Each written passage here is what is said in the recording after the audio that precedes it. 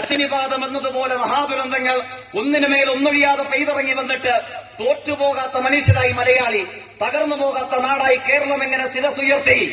RSS ചതിക്കുകയും Congress വഞ്ചിക്കുകയും ചെയ്തിട്ടും എങ്ങനെ കേരളം തളരാതെ തകരാതെ നിന്നു? മാവോയുടെ പ്രസിദ്ധീകരിച്ച വാചകമുണ്ട്: രാഷ്ട്രീയം സർഗാത്മകമാകുമ്പോൾ മുദ്രാവാക്യങ്ങൾ കവിതയായി മാറും. ഒരു ദുരന്തഘട്ടത്തിൽ മലയാളികളുടെ മുമ്പിൽ രാഷ്ട്രീയം എങ്ങനെ സർഗാത്മകമായി, മുദ്രാവാക്യങ്ങൾ എങ്ങനെ കവിതയായി മാറി? ഡിവൈഎഫ്ഐ തീരുമാനിച്ചത് എന്താണ്? രസീതടിക്കാൻ പറഞ്ഞില്ല. ഒരു മുതലാളിയെ കണ്ട് 2-4 ലക്ഷം സംഭാവന സ്വീകരിക്കാൻ പറഞ്ഞില്ല. അധ്വാനം വിൽക്കാൻ തീരുമാനിച്ചു. ആക്രിവിറക്കി, പത്രം ശേഖരിച്ചു, മണ്ണ് ചുവന്നു, കല്ല് ചുവന്നു, മീൻ വിറ്റു. മലയാളിയുടെ മുമ്പിൽ അധ്വാനം വിറ്റിട്ട് വയനാടിന് വേണ്ടി ഡിവൈഎഫ്ഐ കൈനീട്ടി. നമുക്ക് നേരിടേണ്ട വന്ന പ്രതികരണം എന്തായിരുന്നു? RSS ചതിക്കുകയും കോൺഗ്രസ് വഞ്ചിക്കുകയും ചെയ്ത വയനാടിന്റെ കേരളത്തിന്റെ അതിജീവനത്തിനായി അധ്വാനം വിറ്റ് കേരളത്തിന്റെ ഇടതുപക്ഷ യുവജനബോധം കൈനീട്ടിയപ്പോൾ ആത്മാഭിമാനത്തോടുകൂടെ പറയാൻ കഴിയും. ടാഗോറിന്റെ പ്രസിദ്ധീകരിച്ച കവിതയുണ്ട്: where the head is held high, mind is without fear. എവിടെ ശിരസുന്നതമായിരിക്കുന്നു, എവിടെ മനസ്സ് നിർഭയമായിരിക്കുന്നു, അങ്ങനെ ടാഗോർ പാടുന്നുണ്ട്. തോറ്റുപോകുന്ന ശിരസോട് കൂടിയിട്ടല്ല, കുനിഞ്ഞു പോകുന്ന കഴുത്തോട് കൂടിയിട്ടല്ല.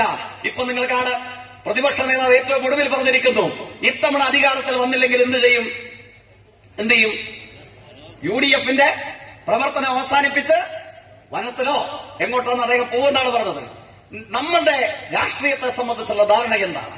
പ്രതിപക്ഷ നേതാവ് പ്രായത്തിലും അനുഭവത്തിലും വ്യക്തിപരമായി എന്നെക്കാൾ അത്ര ഉയർന്നു നിൽക്കാൻ സാധ്യതയുള്ള ആളാണ്. തെരഞ്ഞെടുപ്പിൽ വിജയിക്കുമ്പോൾ തുടരുകയും പരാജയപ്പെടുമ്പോൾ അവസാനിപ്പിക്കുകയും ചെയ്യേണ്ടതാണോ സാമൂഹ്യ രാഷ്ട്രീയ പ്രവർത്തനം? അങ്ങനെയെങ്കിൽ പാർലമെന്റിൽ നമ്മൾ തോറ്റില്ലേ? കാസർഗോഡും കണ്ണൂരും കേരളത്തിൽ ആലത്തൂരൊഴികെ 19 മണ്ഡലങ്ങളിൽ തോറ്റില്ലേ? 2019 തോറ്റില്ലേ? നമ്മൾ തോറ്റു. അപ്പൊ അതുകൊണ്ട് ഇവിടുത്തെ CPM-ന്റെ ഒരു ബ്രാഞ്ച് സെക്രട്ടറി, CPI-യുടെ ഒരു ബ്രാഞ്ച് സെക്രട്ടറി, ഡിവൈഎഫ്ഐയുടെ ഒരു യൂണിറ്റ് സെക്രട്ടറി വന്ന് പറയുകയാണ്, ഏരിയ സെക്രട്ടറി അല്ലെങ്കിൽ നമ്മുടെ നേതാക്കന്മാരെ കണ്ട് പറയുകയാണ്, നമ്മൾ തോറ്റു, അതുകൊണ്ട് ഇതാ രാജിക്കത്ത്, നീ ഞാനില്ല. ഇതാണോ സമീപനം? ഞാൻ അവസാനിപ്പിക്കുന്നു. അതുകൊണ്ട് ഇടതുപക്ഷം ഈ തെരഞ്ഞെടുപ്പിൽ അഭിസംബോധന ചെയ്യുന്നത് തോറ്റുപോകുമ്പോൾ കുനിഞ്ഞു പോകുന്ന ശിരസോട് കൂടിയിട്ടല്ല, മറിച്ച് ഒരു തോൽവിയിലും തോറ്റുപോകാത്ത രാഷ്ട്രീയത്തിന്റെ പതാക ഉയർത്തിപ്പിടിച്ചുകൊണ്ടാണ് ഇടതുപക്ഷം ഈ തിരഞ്ഞെടുപ്പിനെ അഭിസംബോധന ചെയ്യുന്നത്. ഈ സംഘടിത തസ്കര സംഘം വഞ്ചിക്കുകയും ചതിക്കുകയും ചെയ്ത കേരളത്തിന് വേണ്ടി അധ്വാനം പറ്റ ഡിവൈഎഫ്ഐ കൈനീട്ടി. മലയാളി തിരികെ വെച്ചുകൊടുത്ത തുക എത്രയാണ്? അത് അക്കങ്ങളിലേക്ക് പരിവർത്തനം ചെയ്താൽ 20,44,689 രൂപ മലയാളി ഡിവൈഎഫ്ഐയുടെ കയ്യിലേക്ക് തിരികെ വെച്ചുകൊടുത്തു. 178 വീടുകളുടെ താക്കോൽ കൈമാറി. അതിൽ 100 വീടുകൾ, 20 ലക്ഷം രൂപയിൽ കുറയാത്ത 100 വീടുകൾ എന്ന് പറയുന്നത് കേരളത്തിലെ ഇടതുപക്ഷ യുവജനബോധത്തിന്റെ വിയർപ്പാണ്, അതിന്റെ നീക്കിബാക്കിയാണ്.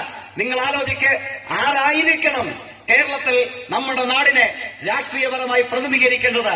ഈ തസ്കര സംഘമാണോ, അതോ ഏത് ദുരന്തത്തിന്റെ മഹാപർവ്വത്തിന് നടുവിലും കരുത്തും കാവലുമായി നിൽക്കാൻ കഴിയുന്ന സ്വയം സമർപ്പിതമായ ത്യാഗസുലഭമായ മനോഭാവമുള്ള ഇടതുപക്ഷമാണോ കേരളത്തെ പ്രതിനിധീകരിക്കേണ്ടത്? ഒരു സംശയവുമില്ല. അതുകൊണ്ട് കേരളം ഇതിനോടകം തീരുമാനമെടുത്തു കഴിഞ്ഞിരിക്കുന്നു.